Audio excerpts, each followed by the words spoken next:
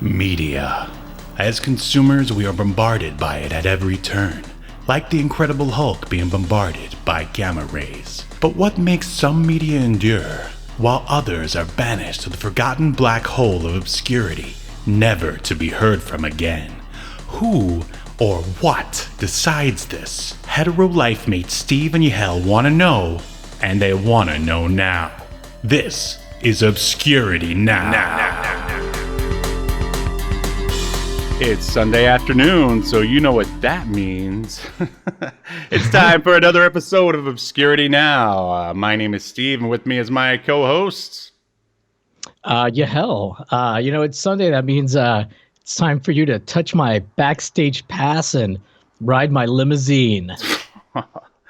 Oh man, I sure hope those are quotes from the Bret Michaels show we're going to be talking about today. Those are lyrics from the theme song that Bret Michaels wrote and performed for the aforementioned show Rock of Love. Wow, he is so talented, so talented. I mean, what woman wouldn't want to be with him?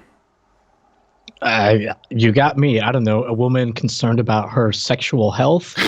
I don't know. How old is that guy now? I mean, surely. So I looked this up, Steve, to see how old he was during the filming of the show. Mm-hmm. He was 44 years old when the show aired, so he was probably 43 when they filmed it. Mm-hmm. He's born in 1963, so that'll put him at, 50... when did I say he was born in 63? So no, 58 years old? Is that how old he is now? You know me, man. I don't really do math, but sure, I'll take you at your word there. In case you're confused and don't know what we're talking about, we are talking about the reality TV show, and I use the term reality loosely, known as Rock of Love with Bret Michaels, who was the lead singer of the rock band Poison. Were you like a big Poison fan? I think I remember you having like a shirt or something.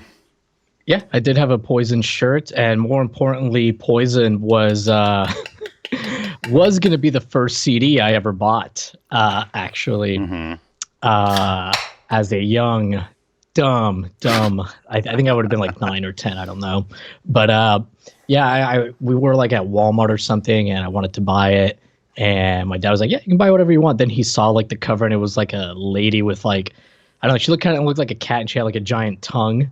And he said, you're absolutely not getting that. Satan has made this, obviously. You know, with my parents being super conservative Christians, and they were like, you're not getting that. Why don't you get this instead? And I shit you not, Steve, this is not like to jump on it's an outdated meme at this point, but they got me the Rick Astley CD that Never Gonna Give You Up is on. Oh man, wow. Man, they got it all reversed, I think. I don't know. I wish they would have handed you something like, here, why don't you take a listen to this Joy Division CD instead. But I have a feeling your parents probably wouldn't be into them either. Although I've never... They made the name, though, Joy. They would think like, Joy to the World. Right. And, that instead of what it's actually named after, which is German...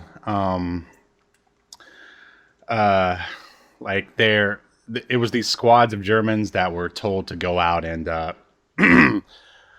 force sexual acts on people during the war. Well, Steve, that sounds a lot like the women that were part on the show. Rock of Love. It's Bret Michaels' own personal Joy Division. Yeah, it certainly seems that way. Man. Or you could say he's a one-man Joy Division. Yeah, that's pretty much the only way to view it. Man, this was... wow, this was like stepping back into a time machine, like to a time... Had you ever watched this? No. In fact, I really don't watch any reality TV at all. I think it's like kind of the bottom rung of entertainment. Yeah, for sure. And I mean, as someone who, is an actor and, writes narrative fiction and stuff. Like, reality TV is the antithesis of all that, and I feel like I learn very little from it by consuming it. However, now, Steve, what's up? Aren't you on a reality show on Netflix? Yes. Ironically enough, interesting. I was desperate enough to be on a reality show, and I'm pretty sure I didn't get paid as well as the ladies did on Bret Michaels. Yes, if you were to go onto your Netflix account right now and look up 100 Humans and maybe look at, I think, episode like 1, 3, and 4, I'm in there. Human number 3. I'm the guy who looks like he doesn't want to be there. That's me. Now, Steve, maybe if you had, I don't know, tried to make out with one of the hosts, like these women do right away, maybe, or shown a little leg, or popped out a boob. Yeah, I was really surprised when that happened. No, I mean, I don't know. I feel like there's sort of different tiers of reality show. I will say, interesting. Now there's different tiers of reality TV. I mean, now that you've been called out. Hey, I was gonna say, I did enjoy Comic Book Men back on when it was on AMC after The Walking Dead, before they canceled it. I mean, that's less of a sort of sleaze fest and more of a, I don't know, sort of unscripted whatever, like sort of slice of life kind of show. I mean, they all vary. I mean, I'll watch with my wife, I'll watch like, something on Food Network or one of those home and garden shows or something. I don't know, just because we're desperate to get a house. So it's like house porn, Yeah. And to be fair, those are like, even though there's stuff on there that's clearly scenarios that are clearly staged or set up, it's a lot less, it's not so dramatic, so it's a little bit more palatable. Sure. I mean, and that's the thing with this is that, I could just like feel the PAs behind the camera being like, okay, now, Tawny, you go sit in his lap now. Yeah, rub up on him real good. All right, yeah. Now you go get behind him and like gyrate on him. Yeah, that's it. That's great. And hey, reality TV. Hey, I mean, not that I was offended or anything, but I was just like, it was just so crazy because I feel like, the shows like this even exist anymore on like regular cable TV, like the sleazier ones.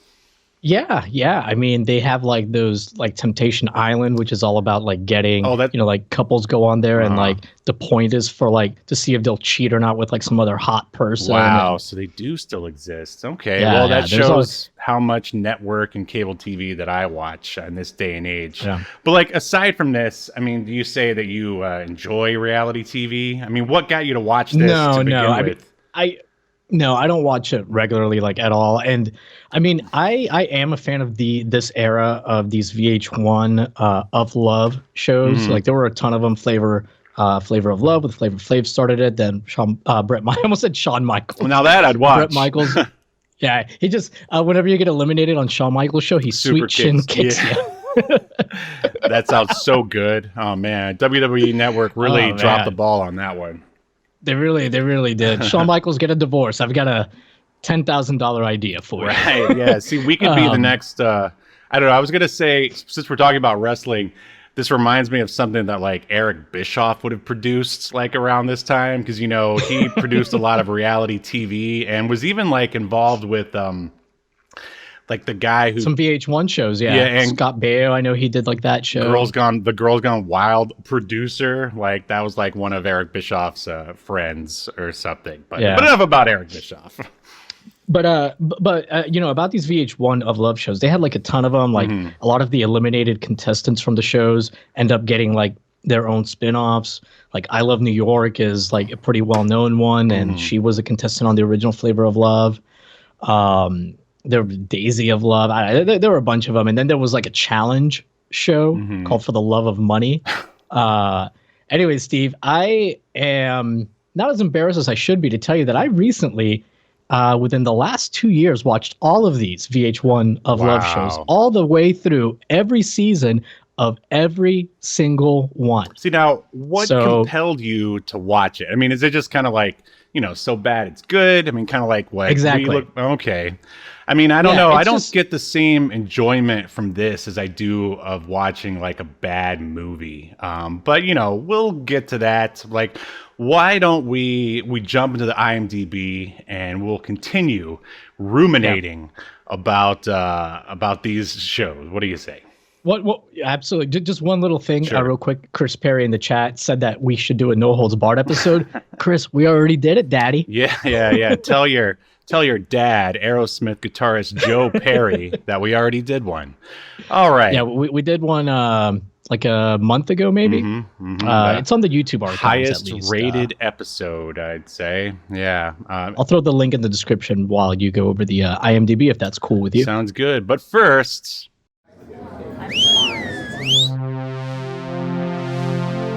welcome to your feature presentation. Bret Michaels is a very, very horny man. so it would seem. I could say that that's sort of like, I felt like I got, not too many reactions for myself, except for, some of the weird, like, erotic stuff that he would say, especially about himself. I would chuckle at that, at least. Yeah. But wow. So, okay, let's dive into the IMDb here. So this is Rock of Love with Bret Michaels, released all the way back in July 15th, 2007. And there are 3 seasons of this, which apparently Yahel has watched all of them. Yep. The synopsis. Couple times. Oh, man. I think it's great that you just have the time to do that. That just shows that Steve, you're a hard worker. If you were living the dink double income no kids lifestyle, you too could enrich your life. The mistake you made was enriching your life with a family. If otherwise, you could be watching Flavor Flav and Bret Michaels make out with women half their age. Just thinking about that. Well, before I became the family man that I am now, I pretty much used it to watch all the the trashy B movies from Amazon Prime and Tubi, which I still enjoy from time to time. But anyway, here's the synopsis of the series, followed by the synopsis of this particular episode. Through a series of challenges, women compete for a chance to live with rock star Bret Michaels, who rose to fame in the 80s by fronting the band Poison. All right, and here's the episode summary. Bret Michaels, lead singer of rock band Poison, welcomes 25 young ladies to his rocker lair in the hopes of finding that one special girl he can call his own. Which, that one sounds kind of weird. It's like, after this show, he's going to own you. Yeah, you're gonna sign away your life, girl. Which, a lot of these, ladies, whether they're, I don't know if they're acting or serious or not, they seem like they'd be okay with it. Like, they want to be owned by Bret Michaels. Yes. Yeah. So I don't know if we really need to go through the cast per se, because none of these people are really actors per se. Right. And as far as I could tell. Right. I was just gonna say real quick that the director, Tom McGuire, and basically all the people behind in the creative, they basically all they do is work in reality TV. They worked on all the shows that you like, Flavor of Love, etc. I know that some of these guys worked on Jersey Shore too. As I was doing some research today. But yeah, these guys produced all those Of Love shows and. Yeah, really the cast boils down to Bret Michaels, who we've already discussed. Bret Michaels, the most rocking diabetic of... I know, that was so weird to find that out. Yeah, his diabetes becomes an ongoing... his diabetes has an arc throughout the Rock of Love starring seasons. Bret Michaels and diabetes as himself. And type 2 diabetes. Yeah. But what's interesting is that because of his diabetes, I assume Bret never really gets trashed throughout the 3 seasons. I see. He never has more than actually, no, there is one episode where he gets pretty drunk, and even then he's that guy's had so many drinks throughout his life and so many substances that he's real chill about it. I thought you were going to say he's like unable to get drunk. It's like, maybe. Yeah, he's had so many drugs and so many different alcoholic beverages that they all sort of like mixed together and made him invincible. Yeah. So then there's Big John, who plays his bodyguard. So Big John was and still is his real life bodyguard and personal assistant. I was wondering about that. Yeah, he was not brought in for the show. And I got to say, to Bret Michaels' credit, when he was, I know way too much about this fucking show. Hey, you asked for it, buddy. You asked for it. No, Steve, I already, I didn't have to research this. A lot of this I already knew, but so when Bret Michaels was negotiating with VH1 for the show, he basically said, I won't do the show unless Big John can be a part of it and he gets paid. Mm-hmm. So to Bret Michaels' credit, I mean, he, loyal to his friend and bodyguard. And it's like a Lorenzo Lamas and his wife situation. Yes, yes, exactly. Which their marriage deteriorated. Yeah. But Bret Michaels and Big John's friendship has continued. In fact, just a few days ago, Bret Michaels tweeted a picture of Big John. It was his birthday, but he's in the hospital. Oh. He looks like he just had some kind of open heart surgery kind of thing, but it seems like he's going to be okay and recover. So do you think it's also Big John's job, or maybe it used to be, to get Bret Michaels drugs? Yes. Okay. I mean, it's a given, right? Okay. All right. I just wanted to make sure. Just wanted to put it out women, there. I'm sure that, Mm-hmm. Well, the other thing, Steve, and this will interest you about Big John, he has gotten involved apparently in wrestling. I can see that. I found his Instagram, and he's got some pictures of him with some belts and some indie shows. And the one thing I couldn't really tell if he wrestles or is just like a manager that gets physically involved a lot. Right. But yeah, he hit the ring much like you and I did. Probably followed in our footsteps specifically. Oh man. Well, good for him. Yeah, he's an interesting, I don't know, sort of presence throughout the episode where, I mean, a lot of the time I was just like, why are they cutting to him? I think maybe, Robert Rodriguez, he says you're supposed to shoot something, director Robert Rodriguez, he says you're supposed to shoot something in case audio or something goes out of sync. And he used to cut to the dog. I feel like that Big John was the dog in this, because there were times where they would just cut to him and he's just standing there. And I'm like, why are they cutting to Big John? He's not even doing anything. But I mean, I guess they at least had a reason for him to be there in this episode. Yeah. I think part of the reason why they cut to John a lot is because Bret Michaels was very rarely there at the house. I could see that. So Bret Michaels didn't actually stay at the house. He didn't live there. He stayed at his regular place. And basically, production would call Bret to come in whenever whenever they had the challenges, whenever the eliminations, things like that. But also whenever there was a lot of drama going on, they would bring Bret in. As far as the other cast members, I mean, it's a lot of women who, outside of being on other VH1 related shows, didn't really get into acting for the most part. There's a couple notable. I'm using notable very generously here. Sure. Lacey, the girl that played the drums, who throughout season 1 she will not shut up about how she's a musician. Right. She has a band. What a shameless self-promoter.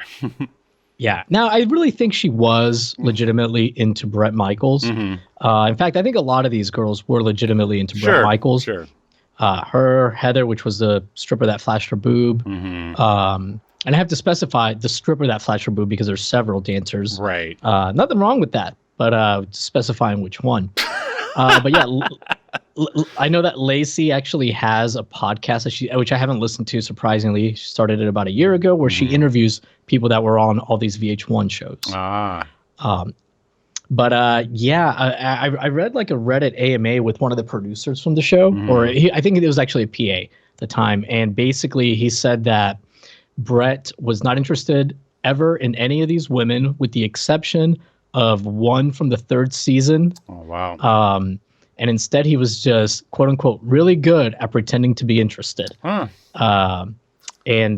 So sadly, a lot of these women thought that he was genuinely into them. They never had a chance. Yeah, and as far as manufacturing drama and that kind of stuff, he said that they didn't have to really do that much because, like, basically, especially the first couple seasons, like everybody was just like a raging alcoholic. So they would set up situations, like a challenge or whatever, but they didn't have to do much to get them to act like idiots, basically. Right. And Bret did legitimately do the picks himself. Okay, so they basically gave him a folder with all their headshots in it, and he's like, this one yes, this one yes, this one no. You mean as far as getting on the show, or at least as far as eliminations, the eliminations. Oh, wow, well, good for him. That was really, yeah, that was really. I mean, I'm sure that they had meetings with the producers or whatever, beforehand, and I'm not saying that the producers, surely they had some influence, right?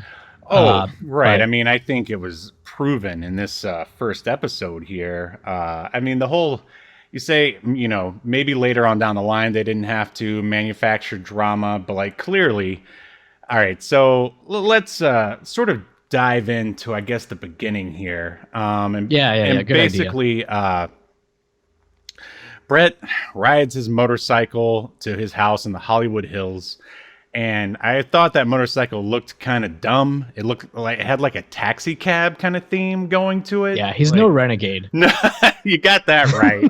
And I think it was perfect that we transitioned from renegade to this in some sort of weird way. And so he basically, and this is a very general overview. I mean, because really, it all takes place in one shot or in one setting. He shows up. All the girls are standing there on bleachers or something, and Big John goes, I need you to stay, you to stay, you to stay, and all the other girls go, and he's like, you five are cut. And and then they didn't even get to meet Bret. Yeah, and I have to say that's pretty savage, as they say. But one of them decides she's not gonna put up with that.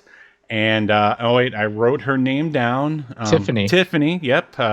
Tiffany, who, I mean, if she's an actress, she's doing a great job of looking like someone who's lived a very hard life.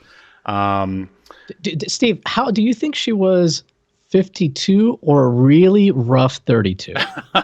I thought maybe rough late 40s, maybe. Okay. Yeah, that's my guess. I don't know. I can see that too. Yeah. She decides, no, I'm not going to go. I came all the way from Chicago. She kept mentioning that she was from Chicago.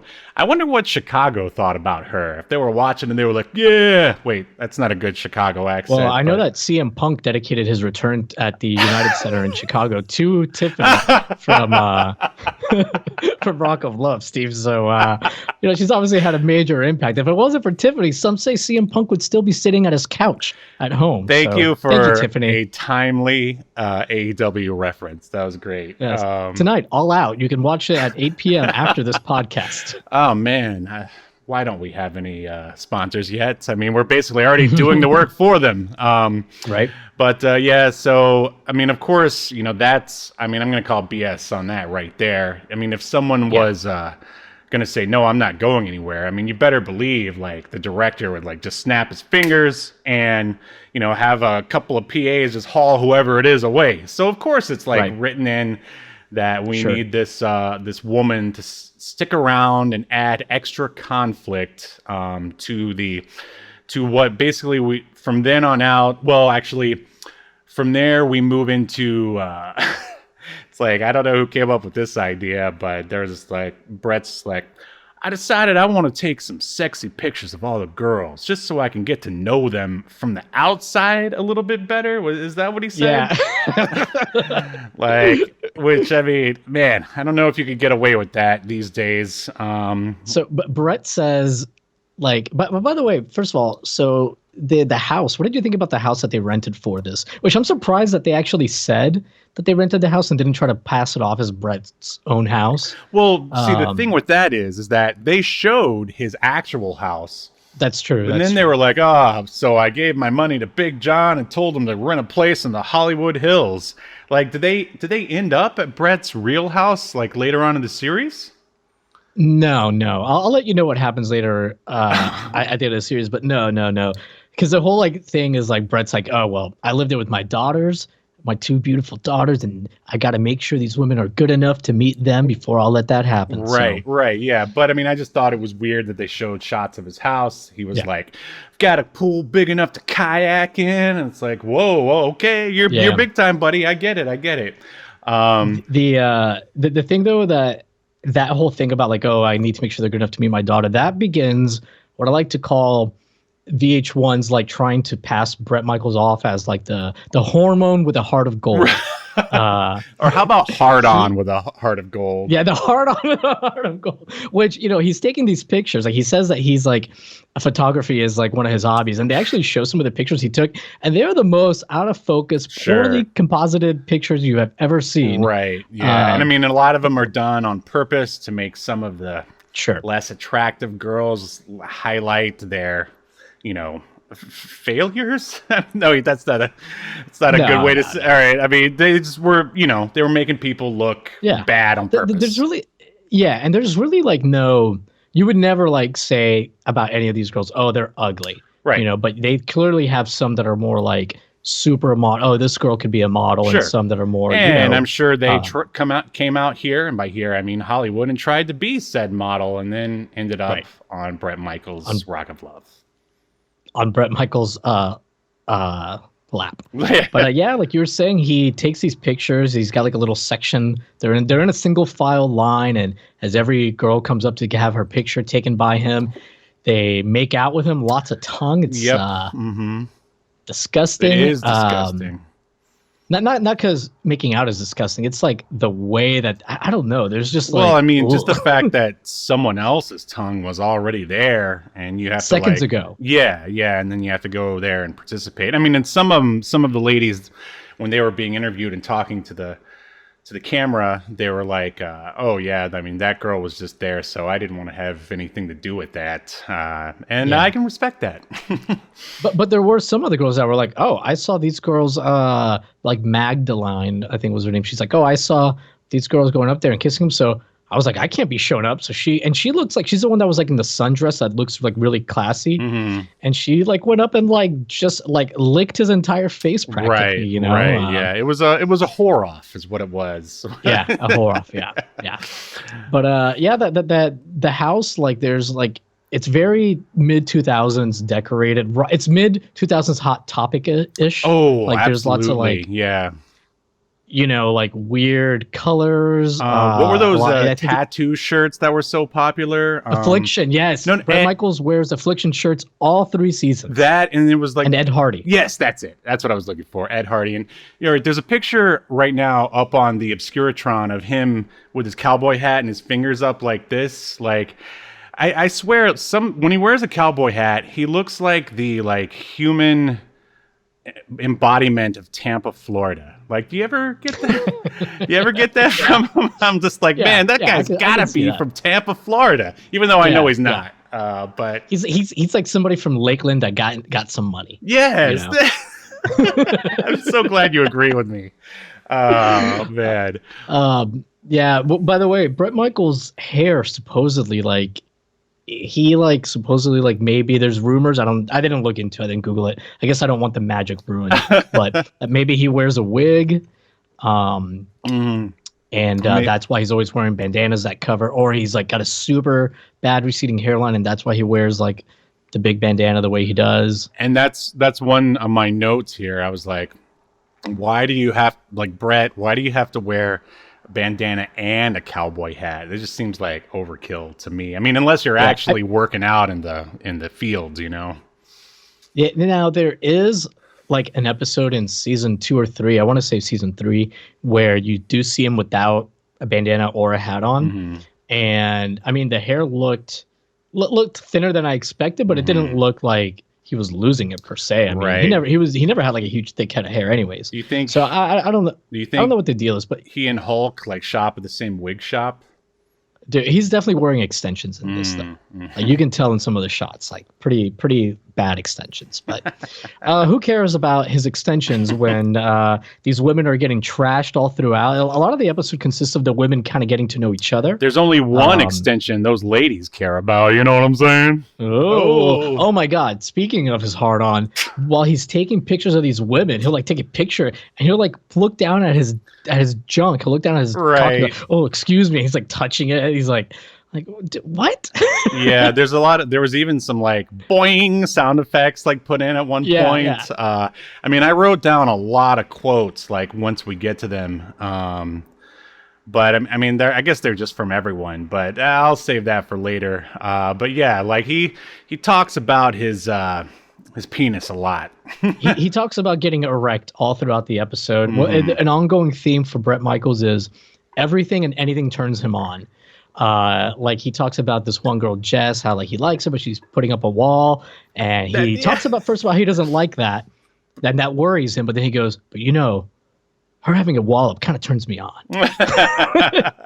Yeah, that's a typical thing. Later on, he's complaining about some girl like being ditzy and not having a whole lot upstairs. And he's like, but you know, that's kind of a turn on for me. Yeah, it's like, you know, that Marilyn Monroe's kind of dead, but it's kind of a turn on for me. Yeah. So, and that happens, dude, all throughout like the Rock of Love thing. Like any little thing will turn him on, like that. The buff lady rodeo. When she's like, oh yeah, she was really open to me and she's got a son and that turns me on.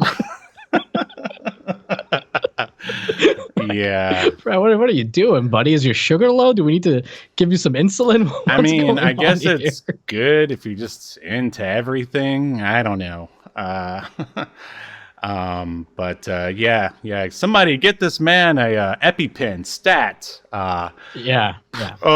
So yeah, like, all right. So we get past the picture taking. I mean, I think I don't really cringe at a lot of things, but I think I was already starting to cringe during the camera like portion or whatever. I just think it's funny because like this whole thing is basically just like, okay, so you're a kid in the 80s or whatever, and you're into Poison, and, you assume or hear that, like, Bret Michaels is just, like, this wild man who's just, like, smashing girls, like, multiple girls, like, in every town and every single, and it's like, and now you can actually watch it on VH1, like, every week and get to, see, like, the kind of, like, woman that he could possibly meet up with. But if you're not into Bret Michaels or Poison, like I'm not, the show kind of doesn't work for you. But yeah, and then, like, on top of that, but that wasn't enough. They're like, oh man, but what if Bret Michaels was also a photographer? Because photographers, they smash girls left and right. Let's just put them together. He's going to smash so many. It's going to be insane. Yeah, throughout the series, like on a lot of the challenges, Bret Michaels like, oh yeah, this is a big hobby of mine. Like everything's like just something that is supposedly like one of his hobbies. Is there ever a time when he like, it's like, hey, random girls, come into my room. I want to show you something. And they're all like, okay, whatever you say, Bret. And they definitely do some stuff where like girls go to his room to visit him, to like in lingerie or whatever. Right. And then he goes to the bed and goes underneath the bed. And what does he pull out? A long box of comic books. Hey, take a look at my Wildcats #1. What do you think, ladies? Actually, a lot of times they use like the scenes where like girls visit him, his bedroom, both as a way to show you that it's so weird that he is a very sexually charged man, but also a man with a heart of gold that won't take advantage of you. Right. Because a lot of times, he'll be like making out with some girl and blah, blah, blah. Sometimes like, if I remember right, there's one time where he's like in a bed with like two girls. And anyways, but I remember one time some girl has something in on her mind or whatever, and she wants to sleep with him, whatever. But like, there was some kind of serious situation going on. He's like, you know what? I don't think like your head's in the right space because of what's going on with your family. And I wouldn't feel right. Now this is after he's like already like made out with her for like 10 minutes and like felt her all up. And now take this copy of Ultra Force #1 and have a good night. Yeah, basically. So up until close to the end, he doesn't like of each season. He generally doesn't like really sleep Right. with any I of the mean, girls. because that would be that would almost be like the end of the series in a way. It's like, it's almost like when, you have two characters and they're always in a sitcom, and it's the whole will they or won't they thing. Like, so if he were to have sex with one of the girls, then, I mean, that would pretty much be it, right? Like, Oh, no, Steve. I mean, he has sex with, who knows if they really did or didn't, but for the Right. purposes of the show, we are at least led to believe that he sleeps with several of the women towards the end, and they know about this, and They're they still okay with continue to fight for him. I wouldn't say that they're okay with him. Like, from what I remember, some are, some aren't. Some are like, hey, I've expected this. We're not in a relationship yet. Kind of a thing. So, Right. yeah, pretty much like definitely for sure, once it gets to like the final 2 or 3 and they have like their final dates, he definitely like fucks each one of them. And oh my God. All right. he's got to know what he's getting into. He's got to know what he's getting into. Right. Steve. He's got to know, are these women right for his daughters to meet? Right. And there's only one way to find that out, Steve, and that's by putting your penis. Are you? I thought you were a photographer. I thought you knew this stuff. No. Anyway, so basically the rest of the show is all those girls hanging out while Bret Getting real drunk. getting drunk while Tiffany antagonizes them, while Bret tries to get to know them 2 at a time because conflict. You got to have the conflict. Right. They're always like angling to get alone time with him, and right, that kind of stuff. And I can just see I can just see the PAs like just you go. I can't remember all their names. Like, Rodeo, go get in there. Like, stop them from making out ASAP. But Brandy C, that was the one that kept trying. I was like, you were supposed to show me how to play pool. Right. Yeah, that girl. Yeah. So Steve, by the way, you want to know how many of these girls' names I had to memorize? how many? None. I remembered all their names, Steve. Oh my God. Already knew them. You want to know how many notes I took, Steve? How many? 0. Wow. Didn't need to. I feel like I worked too hard then. But I get what you're saying. You've already watched it so many times. You know it all. That's how I felt about the Batman movie. But that's a different story. So yeah, as the night goes on, basically Bret tries to talk to all like not all the girls, basically the ones that they're going to keep around at least until next episode. While there's a few other stragglers in the back that I guess they only had contracts for like 1 episode or something. Tiffany antagonizes them. Like, I was kind of waiting for like a cat fight to break out, but I guess maybe they were saving that for later. Does one happen later? The closest thing to that is one of the girls throws like a drink on Lacey. And they kind of get into it. Like, I believe maybe Lacey throws a drink on her and she slaps Lacey. And I think that's kind of like about as bad as it gets. All right. Gotcha. So it didn't, at least on this season. Right. It didn't reach like Springer levels of violence is what you're saying. No, not really. I mean, there were some situations where there's maybe like a couple shoves here and there, that kind of stuff, but like nothing really like bad. No one was like throwing haymakers or anything. no uppercuts or Hadoukens. Yeah, like Jim Ross would not have called any of this a slobber knocker or anything. What a maneuver! So, all right, as someone who's seen this twice, like, do you think Tiffany was actually that drunk, or was she just doing what the PAs were telling her to do? Oh man, I mean, I don't know. What I think probably happened is because being a reality TV star yourself, they interview these people like well ahead of time, right, to get a feel for like what their personalities are like and how they'll react in certain situations. So I think they probably knew that she would be like a fucking crazy person, right? I'm sure they asked her if she liked drinking, or I'm sure they drank even before they started. Bret Michaels got there, or they filmed the scene where he walks up there, so they probably already had a feeling that, okay, this girl's going to be like a lush. Let's have her be the one that goes back in. I'm sure the plan was always to have somebody be the one that goes back in. So I think they just kind of set it up, and she took the ball. I don't think that lady's that great of an actress. Like, I think that seemed pretty legit as far as how drunk she was. Yeah, especially all the gibberish that they were subtitling that she would say. The editing in this is great. Yeah, all right. Yeah, I mean, that's like some of the very few goods that I have here is like,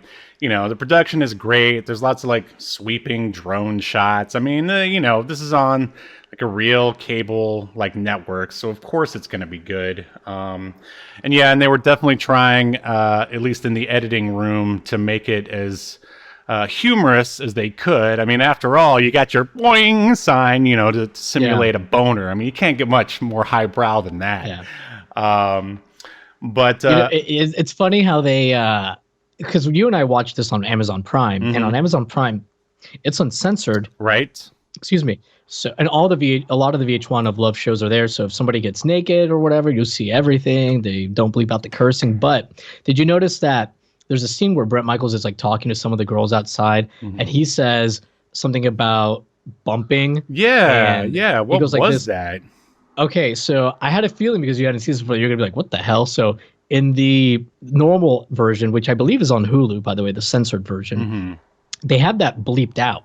So it makes it sound like he says something really awful in the censored version. And they even kept the censor bar over his mouth. Like on this one, even though we hear all he says is like, yeah, because, I think it's something about like not having chemistry and like bumping, meaning, you want to be able to have sex with somebody that you're with. Right. And then they just like, cut to some reaction shot that obviously is out of context. Yeah, weird, awkward. Yeah, for sure. Yeah. So yeah, that's something where you can tell on the show was totally contrived and just done in the editing room. Right, and then they cut to him in his interview saying that, oh, I had to talk to like so many girls like that night. Like it was really. He said this talking stuff is hard for me. Yeah, something like that. Yeah, this communication stuff was hard for me. That was a really weird moment, to say the least. Yeah. In a sea of weird moments. So basically, I mean, we can get to some more highlights later. Bret interviews, like we said, like the highlight girls who are probably, going to be there for most of the series. And we basically find our way back at the end. All the girls are standing around. And much like in many other reality TV shows, this is like the elimination area. So he gives out what is it, VIPs or backstage passes? Backstage VIP passes. Right. For the girls who are going to stay. So we have to go through, I don't know. How many girls is it? Like 10, there were, 15? Steve, I can't believe you didn't pay attention. He had 21 girls on the stage, but only 15 backstage passes to hand out. Okay. So he goes through, and pretty much you could tell who's staying and who's going to go. But there is one little sort of, I don't know, what should we call her? Anomaly, if you will. And like, this is definitely a spoiler alert. So as Yahel said, you can watch this for free on Amazon Prime. I mean, mine had ads, but it was still free. So you assume that Tiffany is going to get the boot. Oh no! Right. After he gives out all the VIP passes and then cuts all the other girls, he goes, "Hey, there's one girl that needs to stay because she's quote unquote entertaining." And then Tiffany, she gets to stay, and it's funny because he recites the exact sort of same line that Big John said, or maybe that Tiffany herself said, where she was like, "I'll sleep on the floor. I'll sleep in the bathtub, whatever, just don't turn me away." And like at the end of the episode, Bret is like, she may have to sleep on the floor, she may have to sleep in the bathtub, but, we can't send her away because she's just too entertaining. And that there is like, that's breaking the reality, I say. I mean, if you were believing that this show was legit, I mean, clearly it's not here. Yeah. Well, yeah, I totally agree. And to be fair, well, I guess not really to be fair, but there's a couple other women that he keeps around, not just in this season or other seasons, because they're feeding him information. And he even like tells, I remember like a couple of them, like that he sees them more as friends and blah, blah, blah, but he wants to keep them around because like they're helping him, giving him information about the other girls. Yeah. So, Bret Michaels does keep some girls around to just give him information and this and that. You're part of the Bret Michaels spy ring. Here's your decoder ring. Now, we won't be having sex, but you're going to be telling me what the girls that I do want to have sex with are talking about. He's like the Shadow. And it better be my penis. Yeah, if they're talking about anything else, they're out. They're out on their ass. Yeah. But that Tiffany girl does not stick around very long. She gets eliminated, I believe, 3 to 4 episodes in. Wow. But still, that's longer than you would think she'd. Right. Well, I mean, stick around. I mean, I guess they were, they were like, oh man, we really need the tension and that conflict, because like, if she wouldn't have been there, I think the first episode would have been pretty boring. I will give her that. I mean, it would be basically just those girls sitting around and drinking, like looking like they're having a good time. But then when they cut to the interviews, of course, they're talking bad about each other behind their back for the most part. Right. All the girls are like very catty, which I'm sure was, a direction from production. Sure. They all get unreasonably upset about anything anybody does. Right. But I have some. I will say. Oh, I'm sorry. Continue. Oh no. You continue, please. Well, I was just gonna read off some of the quotes that I wrote down here that I thought please do were humorous, and this one is Bret talking about rodeo. I'm pretty sure it's rodeo. She was built, and I knew even if I didn't want it, she was going to give it to me. We're talking male rape. Hell yeah. Yeehaw! And let's see, what else do we have here? And he quotes the Jackie Chan movie with Chris Tucker. He says he's talking about one of the girls who ends up getting cut. She's very quote unquote distant or something. So he goes, "Do you understand the words coming out of my mouth?" And I just think that's funny because it sort of just dates the whole show. Yeah, it's such a time capsule. Yeah, for sure. And then there's another time where like all those girls started to pile on him while he was like sitting in a chair or something, and he goes, says, to which happens many times. Oh, I'm sure it does. I mean, he's Bret Michaels after all. And he says they were yanking me around like a football. I'm like, I don't know if that's a thing, buddy. Like, Steve, athletes know that that's a thing. Okay. All right. I mean, no, I'm kidding, Steve. I mean, I know. I'm sarcastically agreeing with you because I used to play football, and you don't really yank a football around. You toss a football around. Right. You can yank other things, but I don't know. Who am I to question the great Bret Michaels? And I think, those were at least the highlights. I thought it was funny at the very beginning when they were showing Big John like setting up all the sets and like cleaning or something. Because he's like vacuuming. Yeah, he's house. Like, I gave Big John like, all this money to go buy this house, and he's like setting it up and stuff. I'm like, like they couldn't get anybody else to do that, but I know it's probably just giving him the camera time that he desperately wants. Oh, here's another one. And I did think that Big John though, like in his role, he was pretty good. Pretty entertaining in his role. Yeah, I mean, I'd say he was just probably playing himself. He seemed pretty natural, to say the least. And here's another. The last quote is by I can't remember. It was one of the two of the blonde girls who, I guess when they first met each other, she was like, "We're both blonde and we can bond over that." Like, have you ever become friends with another dude, Yahel, just because you guys have the same hair color? Yeah, all the time, Steve. I'm like, that's the number one thing to look for in a friend. Mm-hmm. I don't know. I'm trying to find a way to like say we all became a band because we had the same hair color, but that's not true at all. But yeah, that's all the quotes, I believe, and I don't know. Are there any other highlights or little tic tacs of information that we need to know about? No.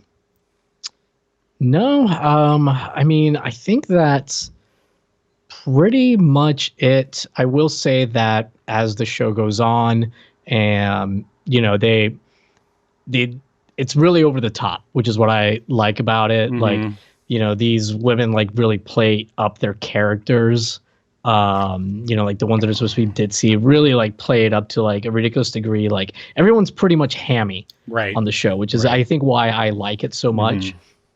And Bret Michaels is just like, I don't know, man, he's just like awkward as hell to me. Like he's like a guy trying to like, convince. I don't know if he's trying to convince himself that he's cool or us that he's cool. See, but that's how I feel about Hulk Hogan. Whenever he does scenes with girls, like romantic scenes with ladies, it's always so awkward. I feel the sort of same kind of energy. I don't know. They should definitely hang out. Is all I'm saying. Yeah, I mean, they have the same hair color. They can bond over it. Yeah, that's very true. It's very true. We use the same extensions, brother. Steve, so obviously you haven't seen the series, but there is one kind of like star, I guess if you want to call it that does come out of Rock of Love. She's not in this season, but I don't know if you've ever heard of, she's not like a big movie star or anything, Britannia. No, can't say that I have. She's like one of the most followed people on Instagram or something. Okay. She's got like millions of followers or whatever. I mean, she just like she's just like basically naked or something. Sure. But yeah, but I mean, that's kind of like the most successful person that I guess came out of this. But Steve, out of the women that you saw, who do you think wins Bret Michaels' #1 backstage VIP pass at the end of this season? Oh man, that's hard to say. I can't remember all their names. There was this one. Okay, just describe them. I'm sure I'll remember their names. I thought for sure. Well, no, they were too dumb. I mean, I thought maybe one or two of those, two blonde girls who bonded over their hair color might be the one. Okay. But then there's I already know that one Beth girl doesn't win, so it's not her.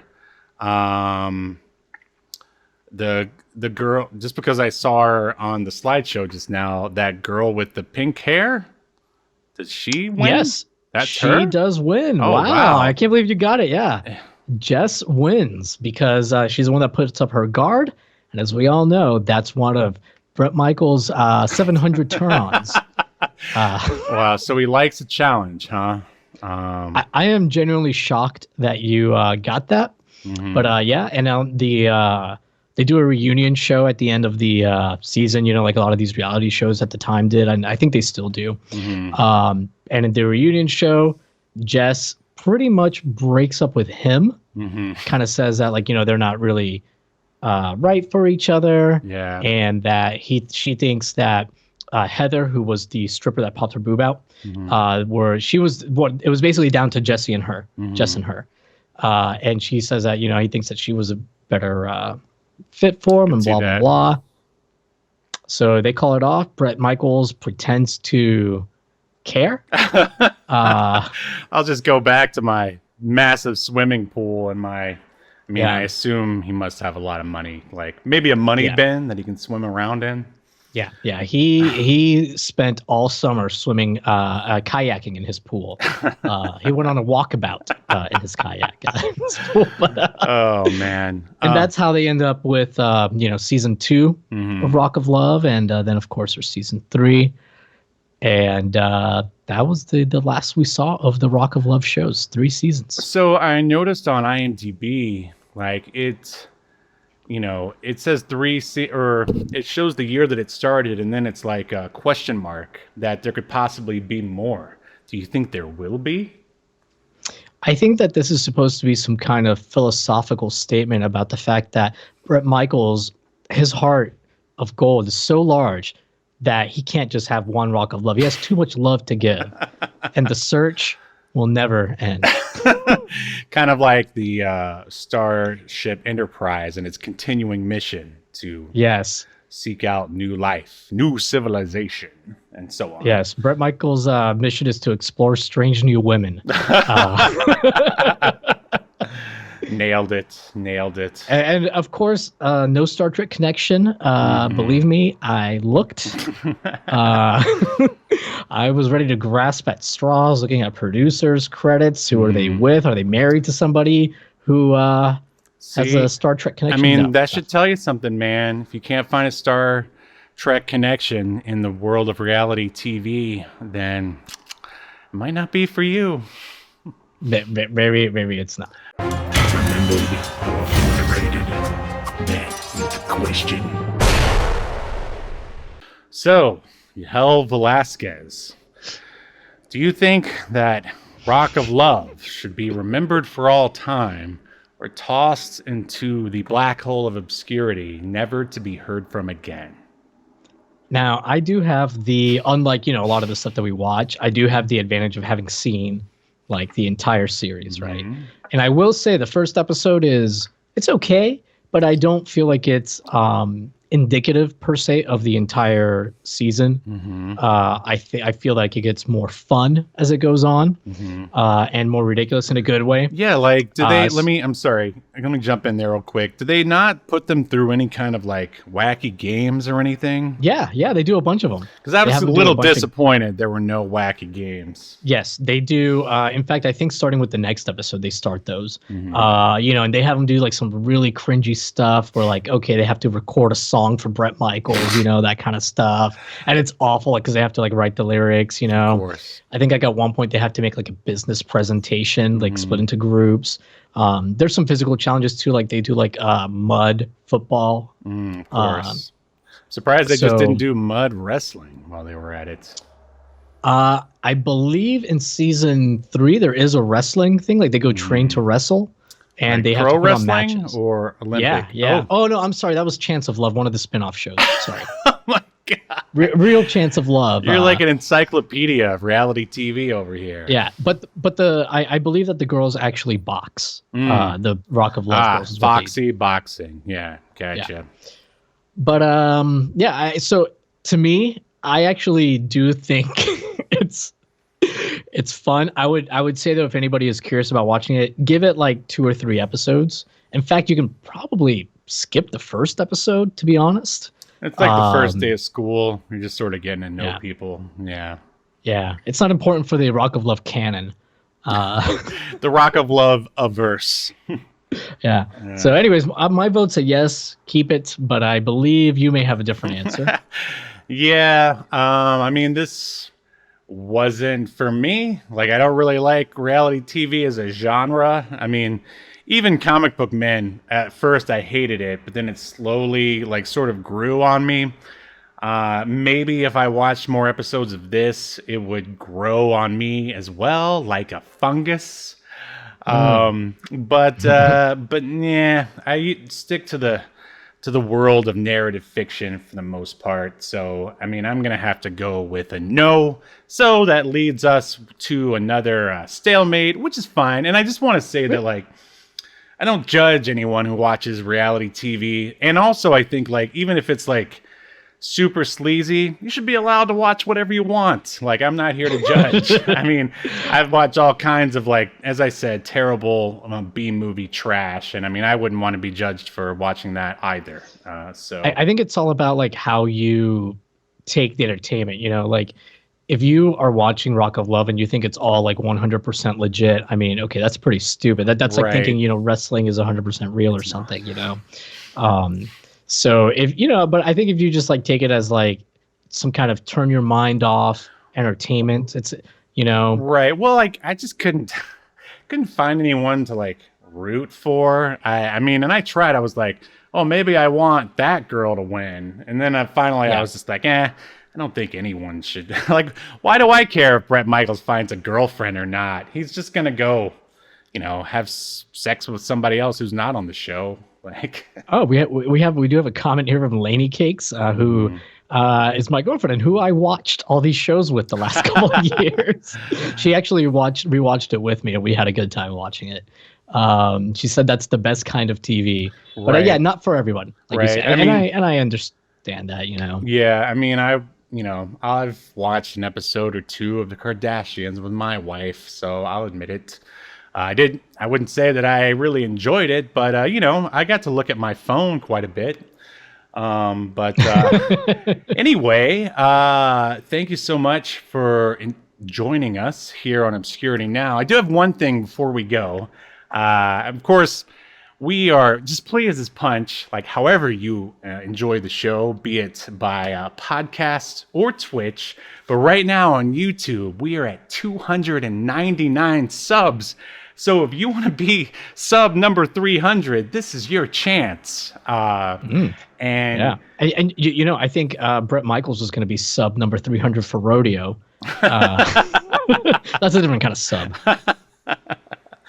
Nice. Maybe Rodeo will sign up, but I doubt she watches. But anyway, yeah, I mean, there's really no contest or anything other than, if you do subscribe, you could just write in the comments, hey, I'm number 300, and maybe we'll say your name next episode. Who knows? Why not? Wow, what a prize. People like that stuff, the only right? worst prize would be Bret Michaels' love. You want it, Yahel. Don't lie. Actually, Chris Perry just commented that we're at 300. Yes. Now, and yeah, actually, yeah, it was already at 300 earlier. Huh. So at some point during the is that you, video, Chris Perry? Did you subscribe? Is that you, Chris? No, because I had pulled up when I went to pull up the link for the No Holds Barred episode. Mm-hmm. I still had that page up, and it already said 300. Oh, so wow, man, that really. I mean, maybe it was him at the beginning of the show, though. Well, whoever you are, number 300. Thank you so much. Now we just need to get like 300 more. Yeah. We're ready to forget about you already. Right. Absolutely. Anything else, Yahel, before we go? Oh, we should definitely announce, in case you don't already know, that Yahel here has finally released his video that he's been talking about over the last couple episodes. How's it going so far?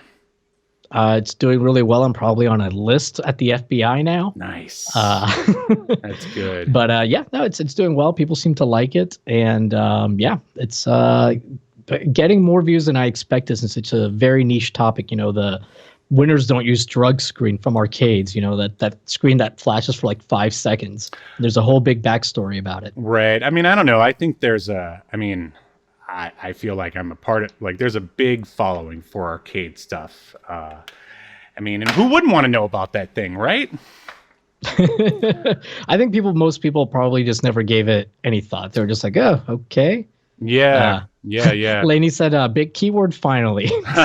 Been working on that for a few months. He's been neglecting me for this video. I hope not. I don't know. Whatever. Anyway, thank you so much for watching / listening. Make sure you subscribe and like and tell your friends. And we will see you next Sunday when we figure it out, whatever it is that we're talking about. See you next time. Bye-bye.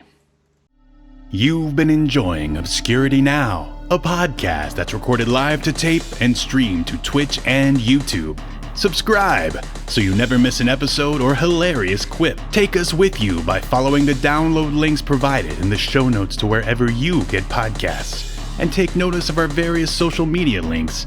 If that's what you're into, I'm not here to judge. And make sure you join us live next week at 6 p.m. Eastern, 3 p.m. Pacific as we continue to discuss more obscure media only on Obscurity Now.